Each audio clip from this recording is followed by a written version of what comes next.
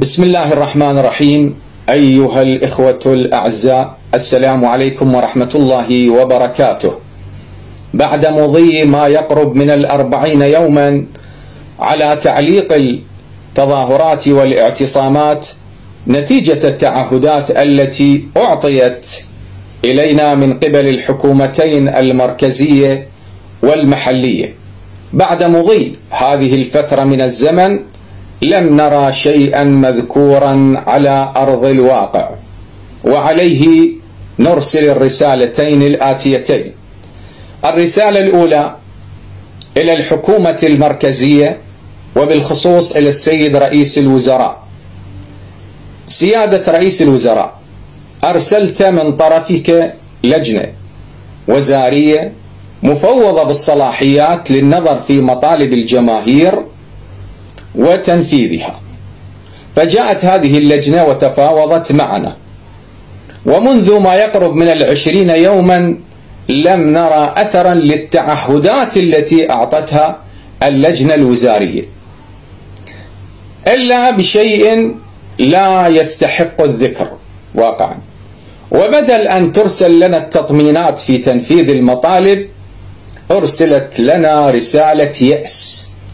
رسالة اليأس هي في الانتقاص وفي التقليل من حصة المحافظة من الموازنة العامة بهذه النسبة الكبيرة، بحيث لم تعد المحافظة قادرة على تسديد ديون الشركات والمقاولين.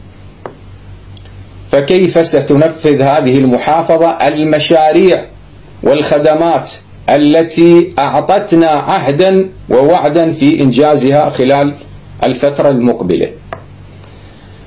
فهذا التعامل في مسألة الموازنة ماذا تبتغي منه الحكومة المركزية؟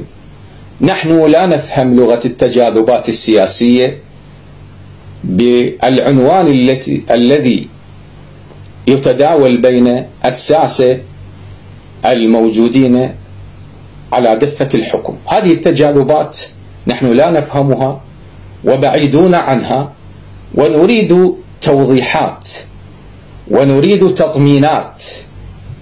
هل أن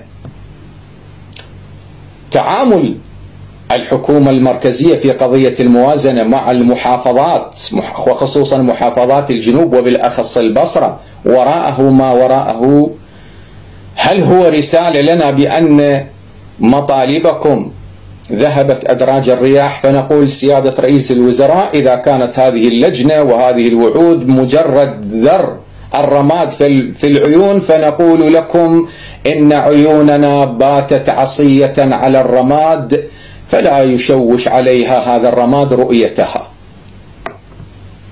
لكثرة ما ذر في أعيننا من الرماد عيوننا باتت عصية والمشهد واضح أمامنا. فعليه إذا انتهت الفترة التي أعطيت لتعليق التظاهرات، ستعود التظاهرات كما قلنا سابقا بأعداد مضاعفة كما تأتينا الآن الرسائل من قبل الشباب ومن قبل الجماهير. ستعود بأعداد غفيرة أولا وكثيرة، ثانيا ستعود بمطالب نوعية قد تعجز أمامها الحكومة المركزية، ثالثا إذا خرجت هذه الجماهير لا تتفاوض مع أحدا ولا تستقبل لجنة، مفاوضها يكون هو الإنجاز والعمل فقط. سوف يبقى المتظاهرون والمعتصمون في الساحات وفي الشوارع وفي الأماكن الحساسة، ومفاوضهم هو العمل وبناء المشروعات. هذه رسالتي إلى الحكومة المركزية. رسالة إلى الحكومة المحلية بكل مفاصلها، مجلس محافظة البصرة، ديوان محافظة البصرة، ورسالة خاصة إلى مديرية صحة البصرة. بعد مضي أكثر من شهر قرابة 40 يوما أتيتم بالمستشفى المتنقل، وهو اعتراف منكم بأن هذا القضاء منكوب، لأن مثل هذا المستشفى المتنقل وهذه الكرفانات لا ترسل إلا لمناطق منكوبة، أما بزلزال أو حرب أو غير ذلك. فإرسالكم هذا المستشفى الكرفاني منذ ما يقرب من 40 يوما هو أولا اعتراف منكم بأن هذا القضاء منكوب. ثانيا هذه الكرفانات كانت في مخازن، أخرجتموها من مخازن في مركز المحافظة وأدخلتموها في مخازن في الصحراء في الأمكنة المفتوحة في القضاء، لم نرى منها شيئا، لم تفتح أمام المواطنين وأمام المرضى.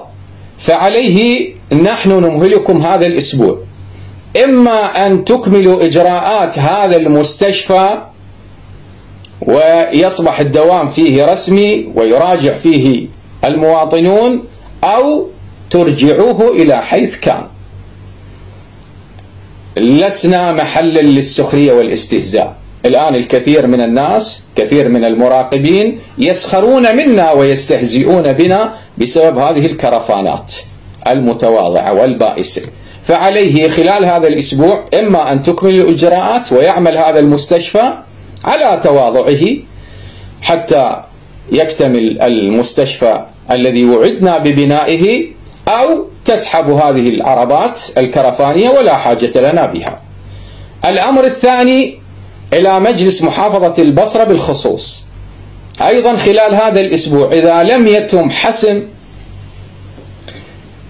قائم مقام، منصب قائم مقام، ماذا تنتظرون؟ ثلاثة مرشحين قد قدمناهم لكم من جماهير هذا القضاء، وقائم مقام السابق قد أقيل منذ ما يقرب من 40 يوما. فلماذا هذا التسويف والمماطلة والتأخير في التصويت على قائم مقام جديد من بين المرشحين الثلاثة؟ فمجلس محافظة مدعو خلال هذا الأسبوع يحسم هذا الملف. هذان ملفان، الملفات الأخرى نتركها إلى الفترة الزمنية التي أعطيناها وهي 4 أشهر. أما هذان الملفان فمهلتهما هذا الأسبوع، المستشفى الكرفاني وحسم موضوع قائم مقام. بعد هذا الأسبوع قد تتغير الأحوال. والسلام عليكم ورحمة الله وبركاته.